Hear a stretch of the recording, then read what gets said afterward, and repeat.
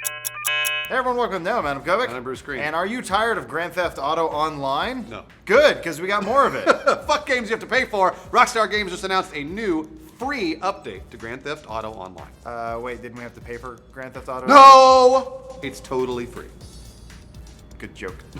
So Rockstar announced the free mode events update on the Social Club blog yesterday, detailing what sounds like an entirely new way to play GTA Online. That's cool. This update will hit on September 15th, so we don't have to wait very long, hopefully, maybe? Yeah. But on to what's actually going to be in this new box of goodies. Lawrence, take it. Okay, so all this content can be found in free mode, which is just where you kind of run around with your friends and act like idiots in the open world. Yeah, all the events will spawn randomly. And from the sounds of it, they'll kind of work like public events in Destiny. So you'll just be there, throwing 20 C4 into a shopping cart just to see what happens, and then wham, you'll be in the middle of an objective-based event. No loading, just a bunch of spontaneous explosions. Fun. That's cool. Yeah, so Rockstar detailed a few of these events, and they do sound fun.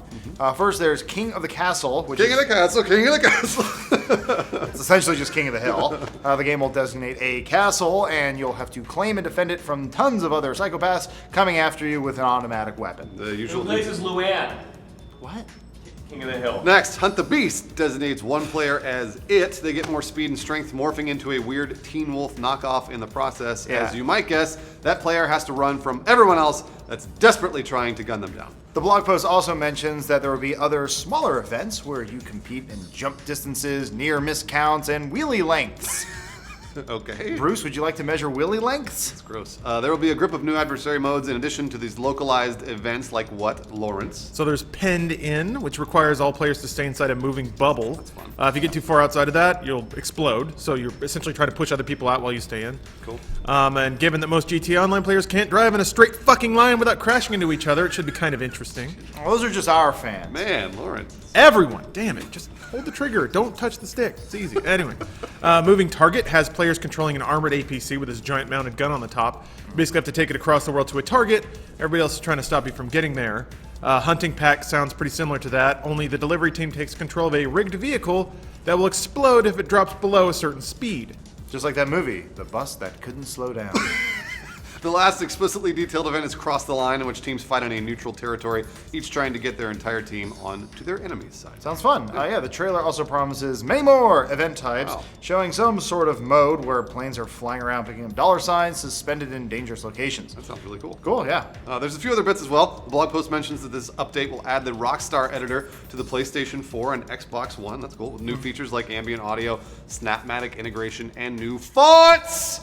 So, actually, it is worth noting that the Xbox One, PlayStation 4, and PC are the only platforms getting this update. Suck it, Xbox 360 and PS3. Well, yeah, I mean, it's kind of holding everything Suck it. back. Yeah, so the question is, does this mean Rockstar is moving on to current-gen consoles for good? If anything, this might tell us that the player count on old-gen consoles is so small, it's not worth Rockstar's time to support them. Yeah, or anymore. more realistically, it's probably just that all this stuff is a little too next generation. Absolutely, yeah. For the older, slower hardware. I mean, how old is the 360 at this point? 1,500 years old? About 100 years old. Okay, yeah. Rockstar Games didn't say if last-gen consoles are missing this one update or if they're sunsetting them for good. I guess we'll know when the next update hits. Which is actually kind of nice that we're still talking about next updates. Yeah, that it really this is. still going. It really is. I mean, regardless, it's been really cool to see GTA Online slowly build out. It's completely different from when it first launched.